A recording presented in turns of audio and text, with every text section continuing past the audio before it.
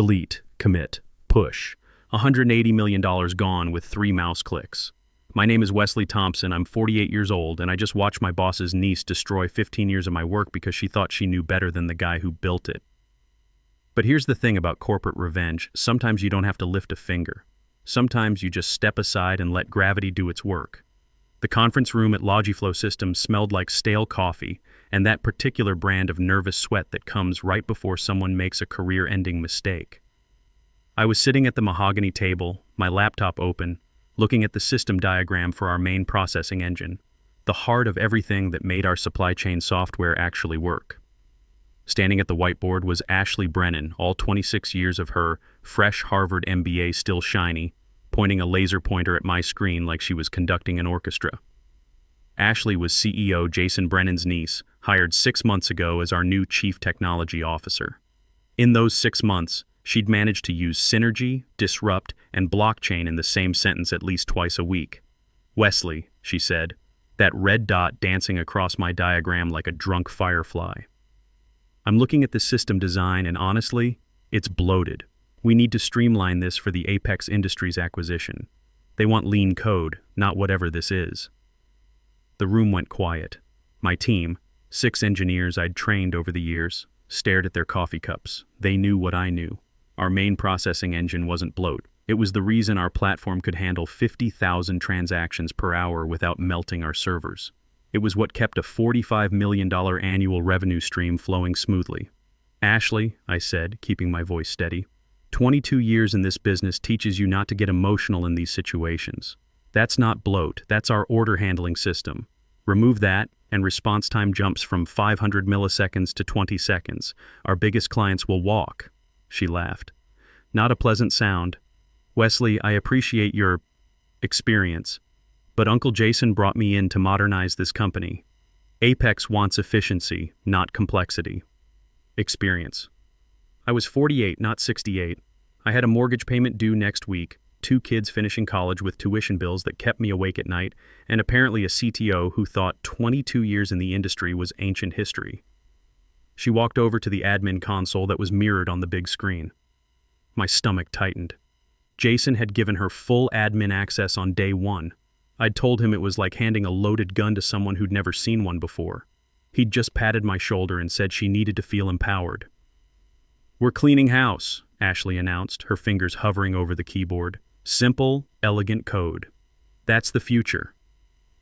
"Ashley," I said, standing up, "don't touch that system. If you delete the main engine, our staging environment collapses. We have auto-deployment enabled for the demo with Apex tomorrow." "You worry too much, Wesley. That's your problem. You're stuck in the past." She highlighted the entire main processing directory. 15 years of work, hundreds of late nights, code that had saved the company millions in processing costs and kept us competitive when bigger players tried to crush us.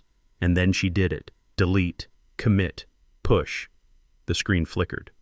Green text scrolled for a second, then stopped. Done. She actually dusted off her hands like she'd just finished cleaning out a garage. "See? Leaner already." The silence that followed was the kind you hear right before a building collapses. Shane Parker, my lead developer, a good kid I'd mentored for 5 years, looked like he was about to lose his lunch. He stared at me with wide eyes, hoping I could fix it. But I couldn't fix it. Not this time. "You just deleted the order handling system," I said, sitting back down. A strange calm washed over me. It was the calm of an engineer watching a bridge collapse, knowing exactly why it was happening.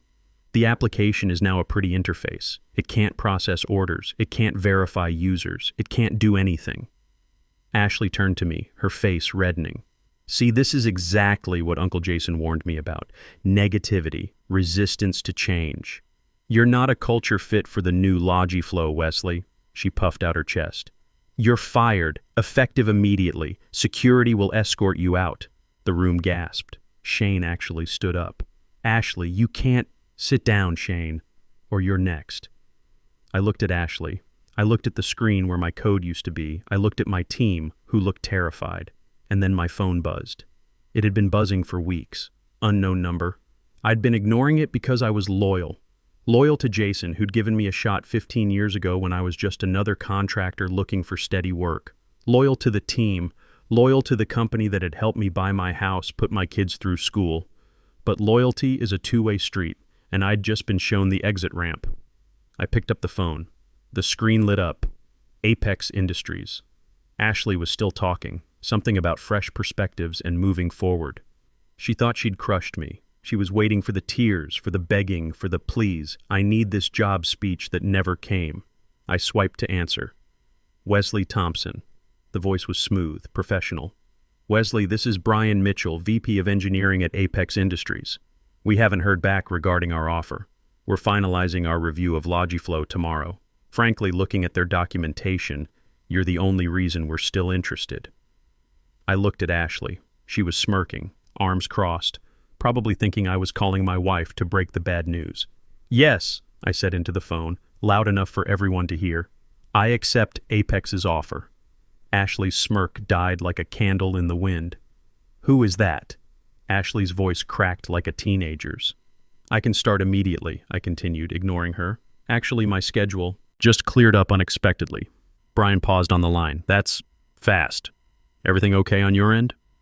Everything's perfect, I said, locking eyes with the CEO's niece. I'll see you in an hour. I hung up, closed my laptop, stood up and unplugged my charger, the cord retracting with that satisfying zip sound. Good luck with tomorrow's demo, Ashley, I said, walking toward the door. I'm sure it'll be educational. I didn't look back. I walked out of that conference room, my footsteps echoing on the polished concrete, leaving behind 15 years of my professional life and a system that was currently bleeding to death in the digital void. Ashley shouted something about security escorts and company property, but I was already doing the math in my head. Without the main processing engine, the user login systems would expire in 90 minutes. The entire admin panel would lock everyone out, including Ashley. She hadn't just fired me, she'd locked herself in a burning building and thrown away the key.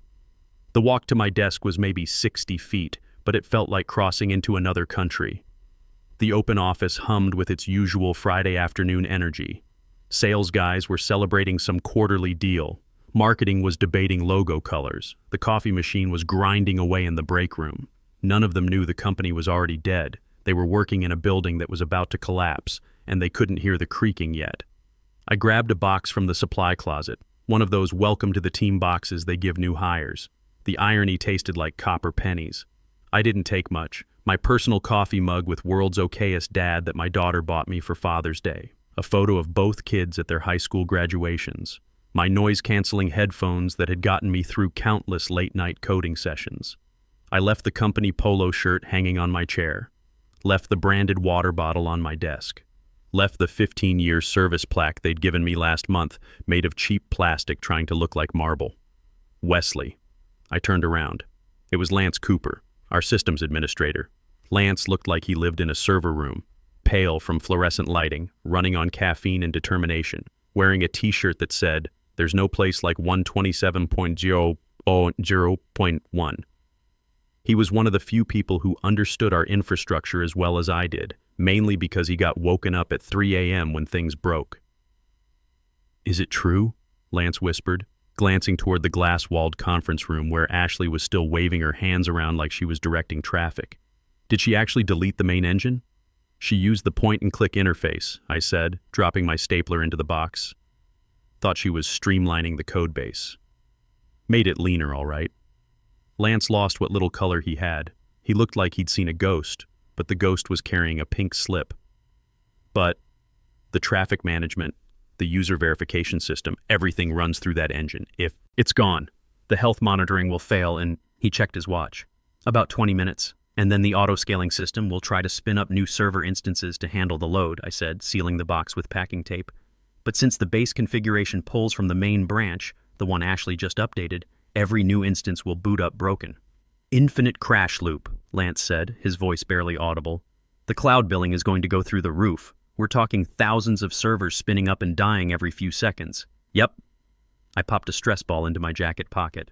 Something to remember this place by. "I have to stop the deployment," Lance said, reaching for his phone with shaking hands. "Don't," I said sharply. He stopped mid-reach. "She fired me explicitly for resistance to change. If you try to roll back her work, you're undermining the CTO. You're resisting her vision." I leaned closer. "Lance, You've got a mortgage and twins starting high school next year. Don't give her a reason to put you in the same boat as me." Lance swallowed hard. He looked at the server status dashboard mounted on the wall. All green lights, like Christmas in July. It was the calm before the red storm, the digital equivalent of that eerie quiet before a tornado hits. So we just let it burn? It's already burning, Lance. We're just waiting for the smoke detectors to start screaming. I picked up my box of 15 years and walked toward the elevator. The office felt surreal, like I was watching a movie about someone else's life. I passed the head of sales high-fiving a junior rep about landing a big quarterly account. That commission check was never going to clear. The company's value was tied to the technology, and the technology was currently eating itself alive. My phone buzzed as I waited for the elevator, a text from Shane. She's trying to run a manual system build, getting error messages everywhere. She's yelling at the computer screen. I deleted the company messaging app from my phone and stepped into the elevator. Through the closing doors, I saw Ashley storming out of the conference room, laptop clutched against her chest like body armor, looking around the office like a general who'd just realized her army had deserted. Our eyes met for a split second through the narrowing gap of brushed steel. I didn't smile. I didn't wave. I just stood there, holding my box of personal effects, watching her discover what it feels like to be completely, utterly alone with the consequences of your own arrogance. The elevator descended, taking me away from Logiflow Systems for the last time. 20 minutes later, I was standing in the lobby of Apex Industries in downtown Austin. Their building was all glass and steel, with a water feature that probably cost more than Logiflow's entire quarterly marketing budget. The kind of place that whispered, "We have our act together," in architectural language. "Wesley Thompson for Brian Mitchell," I told the receptionist, a professional woman who looked like she'd never seen a system crash in her life. "He's expecting you. Executive floor, 25th level." The elevator was smooth and silent, the kind that doesn't make your ears pop. When the doors opened, I stepped into a world that felt like the opposite of Logiflow's chaos. Brian Mitchell was waiting for me. Mid-40s, wearing dark jeans and a black polo, he looked like someone who'd written code in the morning and closed deals in the afternoon, the kind of executive who actually understood what his engineers were talking about. "Wesley," he said, extending his hand, "I didn't expect you quite this soon." "I believe in efficient transitions," I said, shaking his firm grip. "My previous position had some structural problems." He chuckled and gestured toward a seating area overlooking the Austin skyline. "You could see the university campus from here, where my youngest was finishing her engineering degree. At least that tuition was almost done." "Coffee? Water? Something stronger?" Brian asked. "Coffee. Black. I need to stay sharp for whatever comes next." We sat down. I placed my box of personal belongings on the floor between us.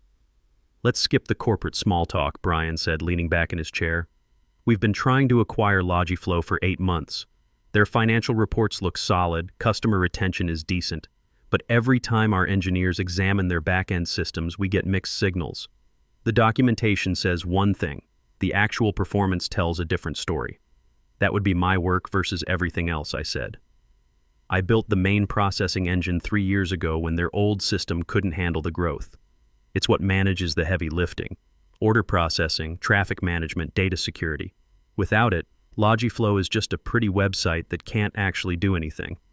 Brian raised an eyebrow.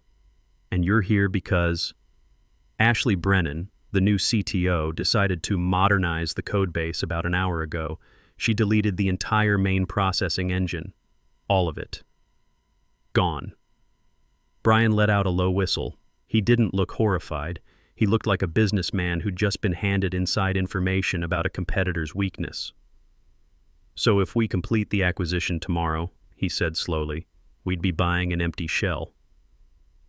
"You'd be buying a website that displays error messages," I corrected. "The customer data is still there, but the engine that processes it, deleted. And I'm the only person who knows how to rebuild it properly." Brian smiled, and it was genuine. "Wesley, I'm going to be honest with you. We don't want Logiflow's brand or their office space in that converted warehouse. We want the underlying technology to power our new supply chain platform for defense contractors. We were planning to scrap everything else anyway." He pulled out a tablet and slid it across the coffee table. "This is Project Eagle. It's what we wanted Logiflow's technology for. Since their technology is currently self-destructing, why don't we build it from scratch with the architect who actually knows what he's doing? I looked at the specifications on the screen. It was a high-volume transaction processing system for military logistics. It needed speed, security, and absolute reliability. Everything I'd spent 15 years perfecting for a company that had just thrown it away like yesterday's newspaper. You want me to rebuild it better? I said. I want you to head up Project Eagle as senior architect, Brian said. Full equity package, double your Logiflow salary, team of your choosing, complete technical control. And Wesley? He leaned forward. No family members on the executive team. We hire based on ability, not last names. I studied the tablet. I could see the system architecture forming in my mind already. Clean slate, no legacy patches, no quick fixes to impress sales demos, just solid engineering from the ground up. What happens to the Logiflow acquisition? I asked. Brian tapped the table. We have a material adverse change clause in our letter of intent. If the technology degrades significantly during our review period, we can walk away with no penalty. He looked at me directly. Would you say deleting the core system constitutes significant degradation? I thought about the error logs that were probably flooding Lance's monitors right now. I thought about Ashley frantically clicking refresh buttons that wouldn't help. I thought about the cloud bills that were racking up by the minute as broken servers spun up and died in an endless loop. I'd say the technology no longer exists, I said. Then we walk, Brian said, extending his hand. Welcome to Apex, Wesley. As I shook his hand, my phone vibrated in my pocket. I ignored it. I knew exactly what it was. The system crash had started. The billing meters were spinning like slot machine wheels. The fires were burning bright and hot. And for the first time in 15 years, I didn't have to grab a fire extinguisher and run toward the flames. My phone buzzed again. This time I looked. Text from Lance. Holy hell, Wesley. AWS charges hit $8,000 in the last hour. Ashley's locked out of her own admin panel. She's calling everyone asking for the master password. I turned the phone face down and picked up my coffee. It was excellent coffee, the kind you can afford when your company actually makes money instead of just burning through it. So, Brian said, when can you start? How about right now? The first week at Apex was like stepping out of a noisy construction site into a quiet library. People actually listened in meetings. Code reviews were about the code, not about who had the biggest ego. When I requested server resources, I got an email back in 15 minutes. Approved. Anything else you need? It felt like working for grown-ups again. Meanwhile, my phone had become a window into hell. I hadn't blocked Lance or Shane. I needed to know they were okay. And honestly, a small part of me needed to see how bad it was getting. Tuesday, 3:45 p.m. Lance. AWS bill hit. $15,000. Ashley tries to call Amazon to dispute the charges. They explained how cloud billing works. She hung up and cried in the supply closet. Wednesday, 6:20 a.m. Shane. Haven't slept in 2 days. Every time we patch one thing, 5 other systems break. Ashley asked if we can Control-Z the whole server. I'm updating my resume. Thursday evening, I got a text from Nicole Stevens, our QA manager. Emergency meeting tomorrow. They're planning to fake the Apex demo with static data files. It's fraud, Wesley. Complete fraud. I forwarded that message to Brian with a simple note. Ask them to show last quarter's transaction volume during the demo. Their fake data only covers this month. Brian replied with a thumbs-up emoji. Friday morning came with typical Texas heat. I was in a productive coding session with my new Apex team. 2 senior developers I'd handpicked who actually knew what they were doing. We were building the user login system for Project Eagle, and it was beautiful. Clean code, proper testing, no shortcuts. But I kept a messaging window open to my old team. I'd named our group chat Lifeboat. 10:15 a.m. Nicole, Apex team is here. 3 executives, 2 lawyers, 1 technical auditor. Ashley's sweating through her blazer. Jason looks like he's going to have a heart attack. 10:30 a.m. Shane. Demo starting. Ashley's driving the presentation. She's clicking through screens saying, "Look how fast our system responds." Yeah, because it's loading from local files. 10:35 a.m. Lance. Apex technical guy just asked to see order processing from last quarter. Ashley froze. She's saying, "Well, we archive historical data for performance optimization." 10:40 a.m. Nicole. They're not buying it. Apex lawyer said, please unarchive that data now. Ashley's typing frantically into the browser console. In front of them.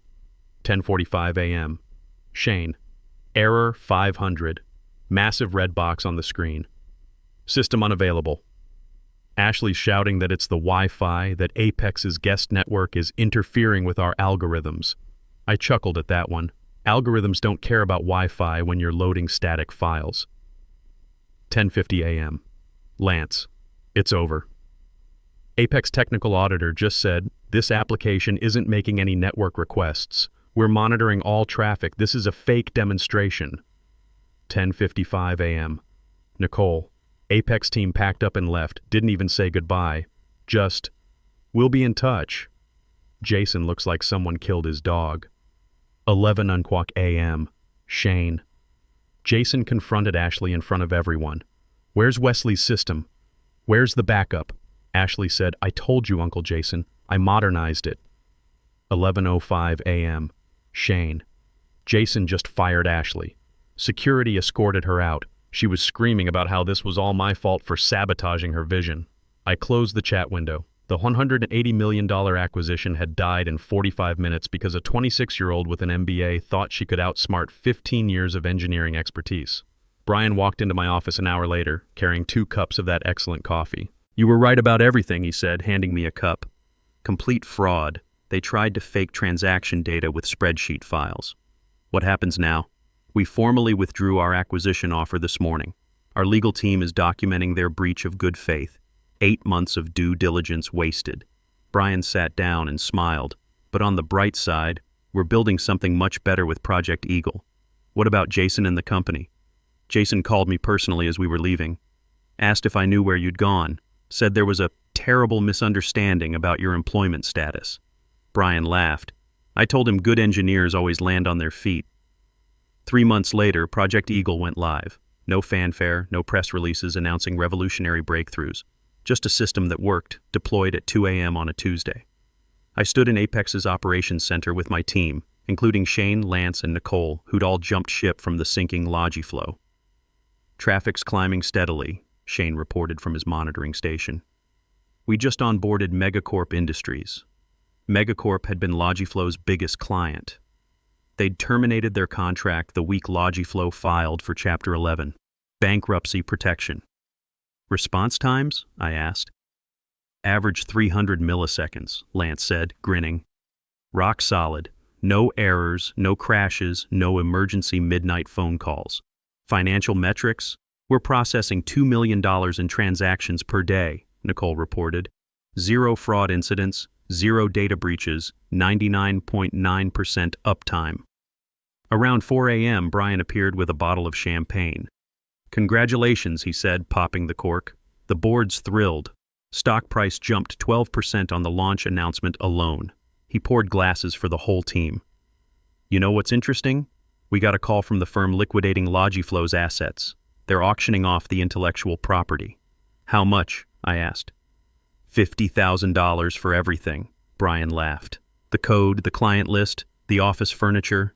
Nobody wants broken technology. Their biggest former clients are already working with us. I took a sip of champagne. It tasted like justice served at the proper temperature. What happened to Ashley and Jason? Ashley's LinkedIn says she's exploring opportunities in cryptocurrency consulting.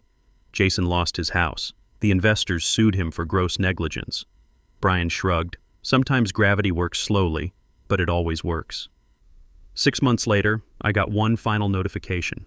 Ashley Brennan had viewed my LinkedIn profile. My title now read Senior Architect, Apex Industries, leading $200 million defense contract implementation. I didn't view her profile back. I just smiled and closed my laptop. Sometimes, the best revenge isn't revenge at all. It's building something better and letting the world see the difference. Ashley deleted 15 years of my work with a mouse click, but she couldn't delete 15 years of knowledge. And that's the thing about real expertise. You can fire the engineer, but the engineering lives on in someone who respects it. Project Eagle processed its millionth transaction that day, error-free, on time, under budget, just the way it should be.